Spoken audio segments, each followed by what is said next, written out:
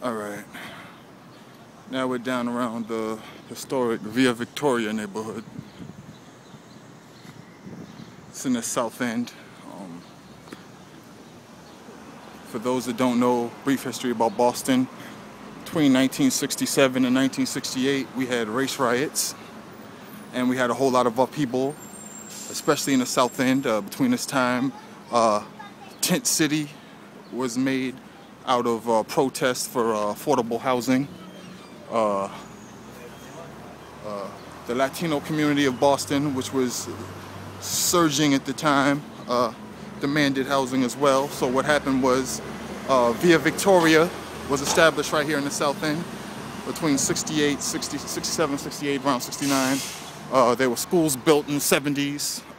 Among those schools built were the Blackstone, which is not too far from here, Quincy, the Josiah P. Quincy, which is built 1975, not too far from here in Chinatown. And don't get it twisted, Chinatown is not too far from South End. South End is not too far from Roxbury. Literally, you could walk 5 minutes down the street or go down a couple of alleys and you're in either area. This city is a city of side streets. Nothing is far from anything. So where you think you're in a tourist area 1 second, like, where are all the brown people? Take a walk 2 minutes and go down the side street, you'll know, you'll see. So, I showed you the gentrification, or the gentrified version of the basketball court I used to go to, which is now Ringgold Park again, which nobody even cares to go to.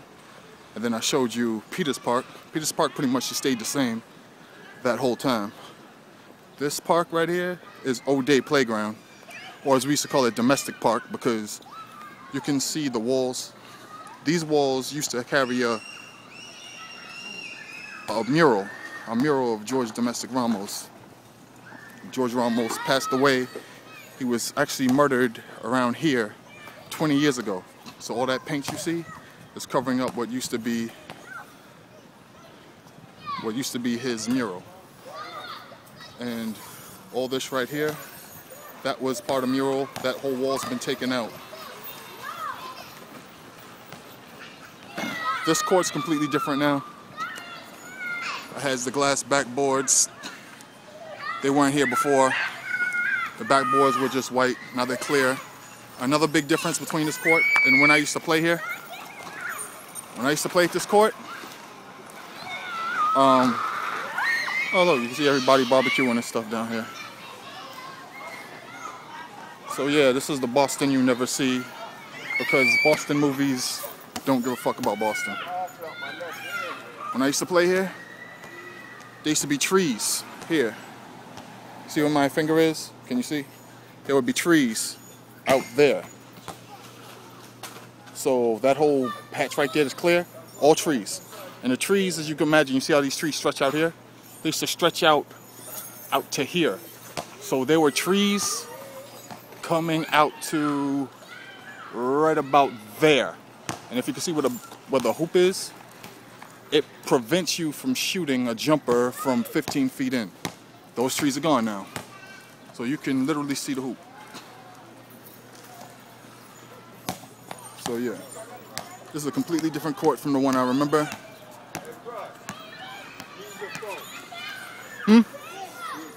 Oh. So, this is a completely different court from the one I remember. Things are a lot different around here. But the thing is that, you know, the kids still play here, so it doesn't really matter.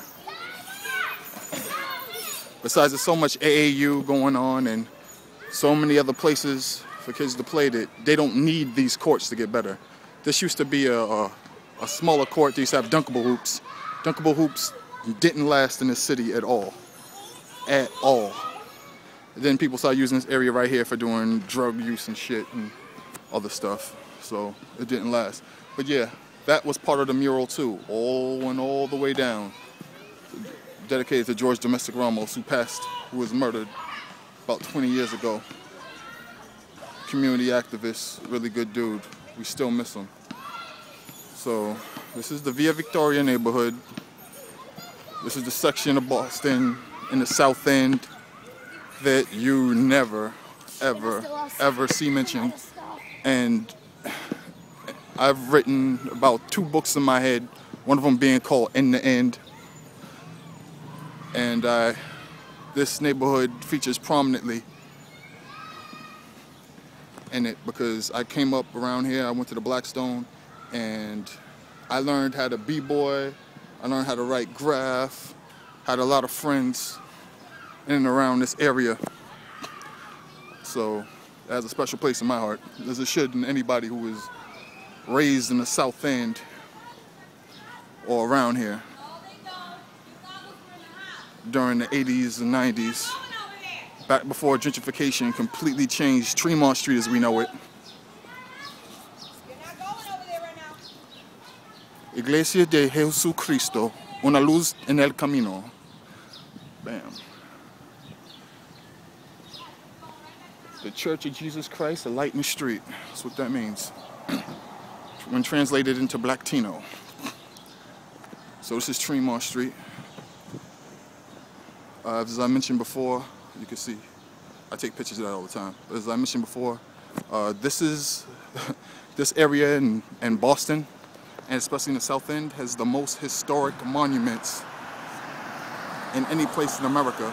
And if you can make that out, it says South End Historic District.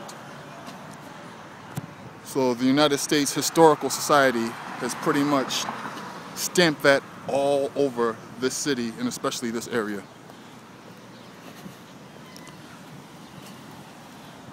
Alright then. So that's enough of this. So 1.